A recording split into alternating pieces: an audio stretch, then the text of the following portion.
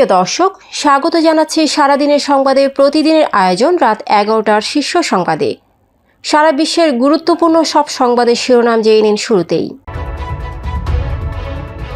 গুলশানে 5 সমন্বয়কের চাঁদাবাজি হাতে নাতে গ্রেপ্তারের পর 7 দিনের রিমান্ডে কেন্দ্রীয় কমিটি ছাড়া সারা দেশে বাতিল হল বৈষম্য বিরোধী ছাত্র আন্দোলনের সব কমিটি। শুল্ক আলোচনা ফলপ্রসূ করতে কৌশল হিসেবে যুক্তরাষ্ট্র থেকে 25 উড়োজাহাজ কিনবে সরকার, জানালেন বাণিজ্য সচিব। থাইল্যান্ড কম্বোডিয়া যুদ্ধবিরতির আলোচনায় সম্মত ট্রাম্প। পুলিশের রদবদল, নতুন দায়িত্ব পেলেন 19 কর্মকর্তা। অন্যদিকে ইসির আরও 71 কর্মকর্তাকে বদলি। আওয়ামী লীগ পন্থীদের পেজ আনফলো করতে বলেন সোহেল তাজ। একনিকে 8,149 কোটি টাকার 12টি প্রকল্প অনুমোদন। গাজামুখী ত্রাণবাহী জাহাজ ছিনতাই করল ইসরায়েল। বিমানের ল্যান্ডিং গিয়ারে আগুন, প্রাণ বাঁচাতে মরিয়া 173 যাত্রী।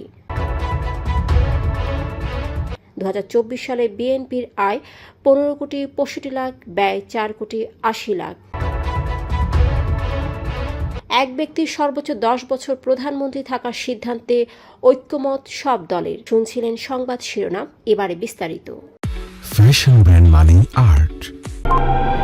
গুলশানের সাবেক এমপি শাম্মী আহমেদের বাসায় চাঁদা দাবির ঘটনায় বৈষম্য বিরোধী ছাত্র আন্দোলনের নেতা আব্দুর রাজ্জাক রিয়াদ সহ 4 জনকে গ্রেপ্তার করে 7 দিনের রিমান্ডে নিয়েছে পুলিশ। অন্যরা হলেন সিয়াম, সাদাব ও ইব্রাহিম। একজন অপ্রাপ্তবয়স্ক থাকায় তাকে টঙ্গীর কিশোর উন্নয়ন কেন্দ্রে পাঠানো হয়েছে।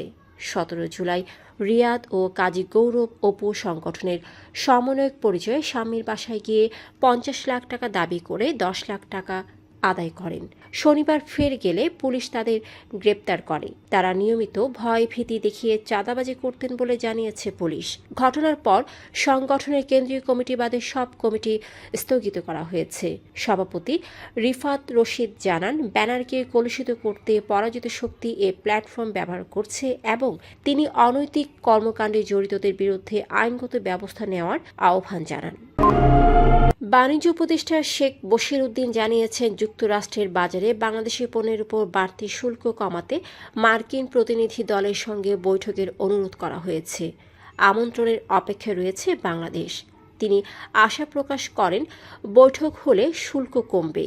এদিকে বাণিজ্য সচিব মাহবুবুর রহমান জানান, যুক্তরাষ্ট্রের বোয়িং কোম্পানি থেকে 25টি উন্নত উড়োজাহাজ কেনার অর্ডার দিয়েছে সরকার। প্রশিক্ষণ বিমান দুর্ঘটনায় 34 জন নিহতের পর এর সিদ্ধান্ত আসে। ভারতে, ভিয়েতনামে ও ইন্দোনেশিয়ায় এরই মধ্যে 100টি করে বোয়িং উড়োজাহাজের অর্ডার দেওয়া হয়েছে। দক্ষিণ পূর্ব এশিয়া, থাইল্যান্ড ও কম্বোডিয়ার সীমান্ত সংঘাতের মধ্যে যুক্তরাষ্ট্রের সাবেক প্রেসিডেন্ট ডোনাল্ড ট্রাম্প যুদ্ধবিরতির আহ্বান জানিয়েছেন। স্কটল্যান্ডে নিজের গলফ রিসোর্টের সফরের শুরুতে ট্রুথ সোশ্যালে তিনি জানান, দুই দেশের নেতারা শান্তি আলোচনায় বসতে সম্মত হয়েছেন। তবে থাইল্যান্ডের ভারপ্রাপ্ত প্রধানমন্ত্রী ফুমথাম ওয়েচা আচাই বলেন, তারা যুদ্ধবিরতিতে রাজি হলেও কম্বোডিয়ার পক্ষ থেকে আন্তরিকতার প্রমাণ চান। বাংলাদেশ পুলিশের 19 কর্মকর্তাকে বদলি করেছে স্বরাষ্ট্র মন্ত্রণালয়। শনিবার আইজিপি বাহারুল আলম স্বাক্ষরিত প্রজ্ঞাপনে এই রদবদল করা হয়। বদলি তালিকায় রয়েছেন 3 জন অতিরিক্ত পুলিশ সুপার ও 6 জন সহকারী পুলিশ সুপার। অন্যদিকে আসন্ন ত্রয়োদশ জাতীয় সংসদ নির্বাচনকে ঘিরে নির্বাচন কমিশন বদলি কার্যক্রম শুরু করেছে। এর অংশ হিসেবে রোববার একযোগে 71 জন উপজেলা নির্বাচন কর্মকর্তাকে বদলি করা হয়েছে। এর আগে 15 জুলাই প্রথম ধাপে বদলি করা হয়েছিল 51 জনকে। সাবেক স্বরাষ্ট্র প্রতিমন্ত্রী ও আওয়ামী লীগের সাবেক এমপি সোহেল তাজ আওয়ামী লীগ ও তাদের সমর্থকদের তার ফেসবুক পেজ আনফলো করতে বলেছেন। শনিবার নিজের ভেরিফাইড পেজে তিনি লিখেন, যারা গণহত্যা, গুম, খুন, নির্যাতন, দুর্নীতি ও গণতন্ত্র ধ্বংসে জড়িত এবং তাদের সমর্থক ব্রেইন ওয়াশড নব্য কাওয়া জঙ্গি লীগ সদস্যদের দৃষ্টি আকর্ষণ করছি। তিনি জানান, নীতি আদর্শচ্যুত লুটেরা ও খারাপ মানুষের প্রশংসা তার প্রয়োজন নেই এবং তিনি তাদের চেনেন। সকলকে অনতিবিলম্বে তার পেজ আনফলো করতে বলেন। একনেকের সভায় ৮,১৪৯ কোটি ৩৮ লাখ টাকার ১২টি প্রকল্প অনুমোদন করা হয়েছে। এর মধ্যে সরকারি অর্থায়ন ৮,০৫৮ কোটি ৭৭ লাখ, প্রকল্প ঋণ ১৪৩ কোটি ৩৩ লাখ এবং সংস্থার নিজস্ব অর্থায়ন ৫২ কোটি ৭২ লাখ টাকা। রোববার পরিকল্পনা কমিশন চত্বরে এনইসি সম্মেলন কক্ষে প্রধান উপদেষ্টা ও একনেক চেয়ারপারসন ডক্টর মোহাম্মদ ইউনূসের সভাপতিত্বে এ অনুমোদন দেওয়া হয়। ফিলিস্তিনের গাজার উদ্দেশ্যে যাওয়া ব্রিটিশ পতাকাবাহী ত্রাণবাহী জাহাজ হান্ডালা ছিনতাই করেছে ইসরায়েলি নৌবাহিনী। জাহাজটি ইতালি থেকে রওনা দিয়েছিল এবং এতে সংসদ সদস্য, চিকিৎসক ও স্বেচ্ছাসেবক সহ ২১ জন নিরস্ত্র কর্মী ছিলেন। শনিবার ইসরায়েলি সংবাদ মাধ্যমগুলো এ তথ্য জানিয়েছে। আমেরিকান এয়ারলাইন্সের বোয়িং ৩০২৩ বিমানটি মায়ামি যাওয়ার জন্য ডেনভার আন্তর্জাতিক বিমানবন্দরে উড্ডয়নের প্রস্তুতি নিচ্ছিল। বিমানটিতে ১৭৩ যাত্রী ও ৬ জন ক্রু ছিলেন। রানওয়ে থেকে ওড়ার ঠিক পর ল্যান্ডিং গিয়ারে সমস্যা দেখা দিলে বিমান ধোঁয়ার ঢাকায় পড়ে। ককপিটে কন্ট্রোলার আগুনের সতর্কবার্তা দেন এবং দ্রুত অবতরণ শুরু হয়। যাত্রীরা আতঙ্কে জরুরি দরজা দিয়ে লাফিয়ে নামেন। ডেনভার দমকল আগুন নিভায়, তবে কারণ তদন্তাধীন রয়েছে। শনিবার দুপুর 2:45 এ ঘটনা ঘটে। এফএএ অগ্নিকাণ্ডের তদন্ত শুরু করেছে। ২০২৪ সালের অডিট রিপোর্ট বিএনপি নির্বাচন কমিশনে জমা দিয়েছে। দলটির আয় ১৫ কোটি ৬৫ লাখ ৯৪ হাজার ৮৪২ টাকা এবং ব্যয় ৪ কোটি ৮০ লাখ ৪ হাজার ৮২০ টাকা। উদ্ধৃত ১০ কোটি ৮৫ লাখ ৯০ হাজার ১৯ টাকা। ২০২৩ সালে আয় ছিল ১ কোটি ১০ লাখ ৮০ হাজার ১৫১ টাকা।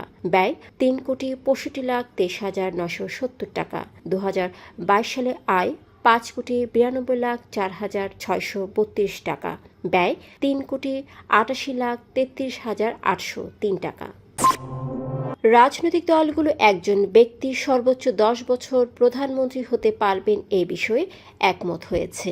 এছাড়াও স্বাধীন পুলিশ কমিশন গঠনের প্রস্তাবেও সম্মতি দিয়েছে সব দল।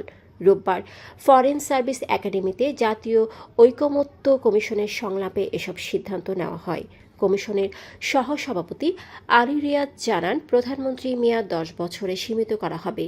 বিএনপির স্থায়ী কমিটির সদস্য সালাউদ্দিন আহমেদ বলেন, তাদের পক্ষ থেকে এই প্রস্তাব এসেছে, তবে সংবিধানে নির্বাচন কমিশন নিয়োগ সংক্রান্ত বিধান থাকতে হবে।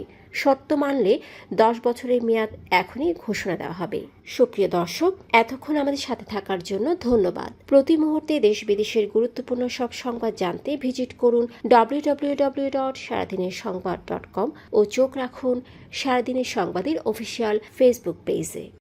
Fashion brand money art. Men's, ladies and kids wear art. Be smart.